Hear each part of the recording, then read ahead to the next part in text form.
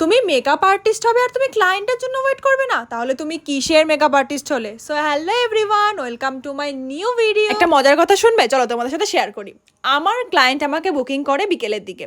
তো বিকেলের দিকে বুকিং করার পরে আমি তাকে টাইম দিই একটা। তো আমি ওয়েট করছি 10 মিনিট, 15 মিনিট, 20 মিনিট, 1 ঘন্টা।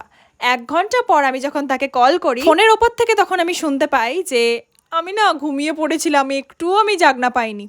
তাহলে বলো, আর কিছু বলা যায় এই কথাটা শুনে? কেউ যদি এখন ঘুমিয়ে পড়ে তাকে আমি কি বলবো বলো? সত্যি কথা বলতে আমার আগে একটুও ধৈর্য ছিল না, মানে কোনো জায়গায় আমি 5 মিনিট বসার মতো ধৈর্যটা আমার ছিল না। তো এই মেকআপ আর্টিস্ট প্রফেশনে এসে আমাকে ধৈর্যটা অনেক শিখিয়ে দিয়েছে আমার ক্লায়েন্টরা। তো একদিক থেকে এটা ভালো দিকও বলতে পারো। একটা কথা শুনতে শুনতে এত কান পচে গেছে যে তুই এই প্রফেশনটা কেন চুজ করলি। কেন চুজ করলাম তার পিছনে হাজারটা কারণ রয়েছে, আর তার থেকে বড় কথা হচ্ছে আমি এই প্রফেশনটাকে ভালোবাসি। প্রফেশনটা না হোক, আমি মেকআপটাকে পছন্দ করি, তাই আমার এই প্রফেশনে আসা।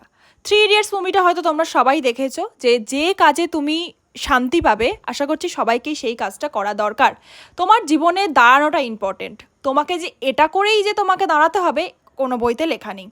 তুমি সৎ পথে থেকে যে কোনো কাজেই তুমি ইনকাম করতে পারো। আমি বুঝতে পারি না মানুষ কেন এটার সাথে ওটা তুলনা করে, কারণ প্রত্যেকটা কাজ আলাদা, প্রত্যেকটা কাজের গুরুত্ব আলাদা, আর আমরা সবাই কিন্তু একে অপরের ওপর নির্ভরশীল। তাই একটার সাথে আরেকটা তুলনা করে কখনোই লাভ নয়। এবার অনেক বড় বড় কথা বলে ফেলেছি, এবার আমার ক্লায়েন্টের ব্যাপারে কিছু বলি।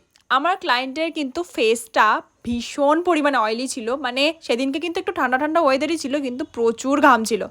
তো সেটা দেখে আমি ভাবলাম যে কিভাবে কি প্রিপারেশন নিতে হবে। তো দিদির সব থেকে পছন্দের আমার জিনিস ছিল দিদির চোখটা, মানে চোখের লেন্সের কালারটা এতটা সুন্দর ছিল, মানে এরকম চোখ থাকলে হয়তো লেন্সের পরার কোনো প্রয়োজনই নেই, মানে ভীষণ সুন্দর ছিল। আর আই মেকআপটা করার সময় এত ভালো লাগছিল।